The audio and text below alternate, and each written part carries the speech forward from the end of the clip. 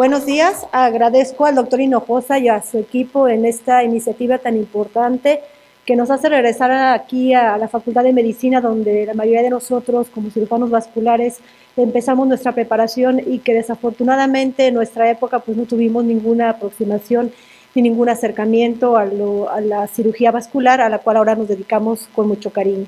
Voy a hablar sobre la enfermedad carotidia.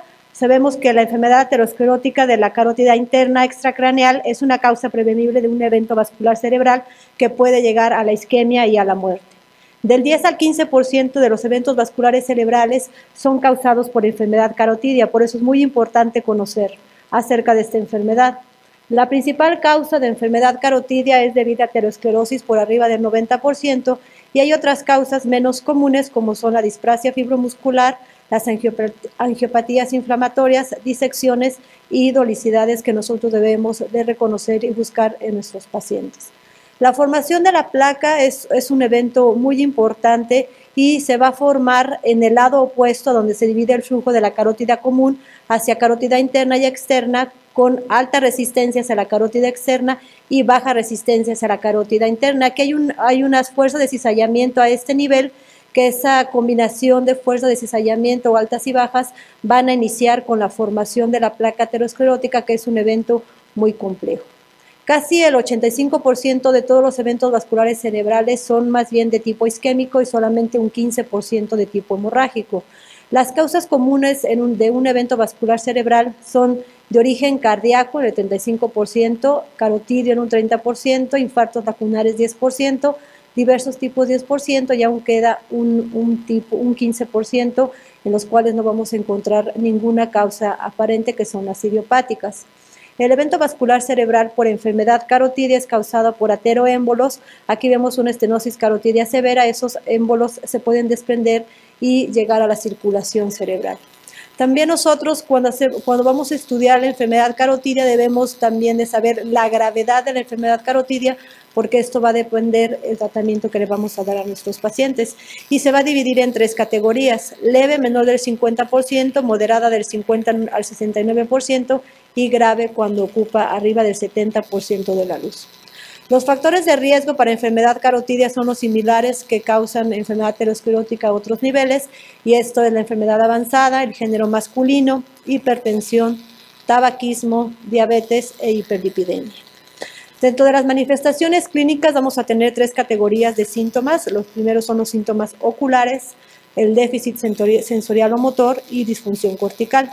Se conoce dentro de las manifestaciones clínicas las TIAs, son la pérdida focal de funciones neurológicas, y estas duran menos de 24 horas con una recuperación completa.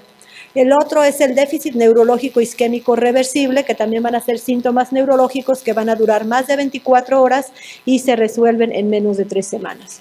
Y el evento vascular cerebral establecido, el cual va a ser un déficit neurológico también de más de 3 semanas.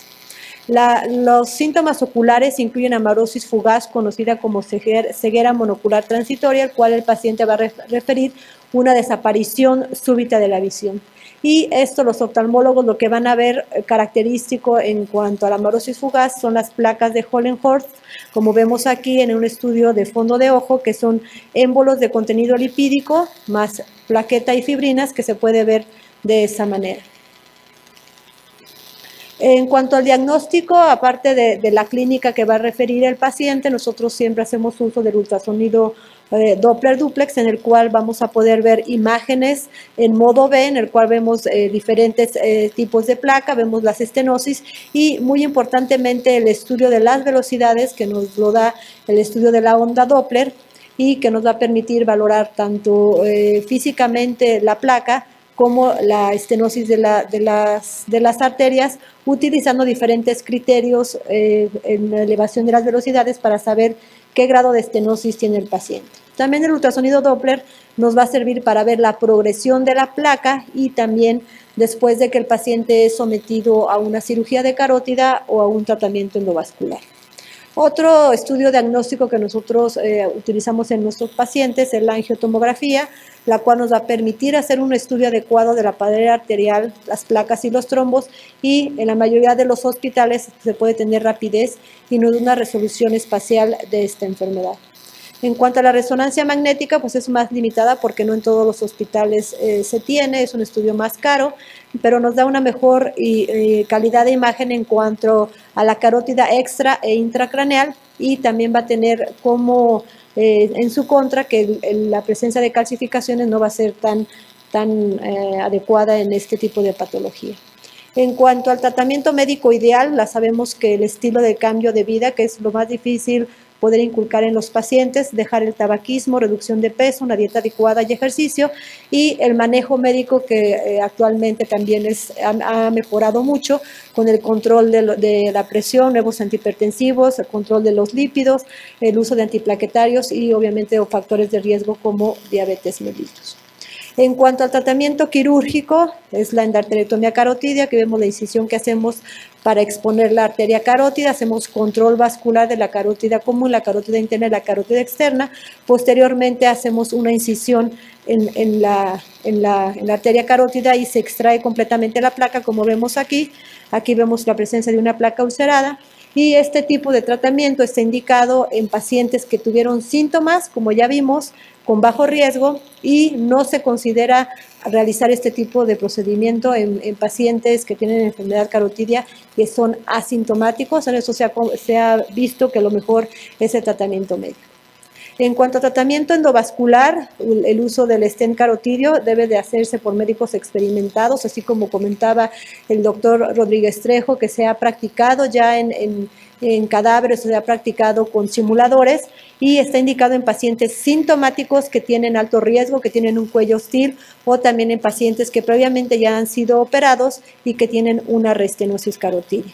Aquí vemos el ultrasonido Doppler, donde vemos el control del stent que previamente colocamos, y aquí vemos una estenosis carotidia y la colocación después de un stent, cómo se mejora y se restablece la estenosis a ese nivel. Muchas gracias.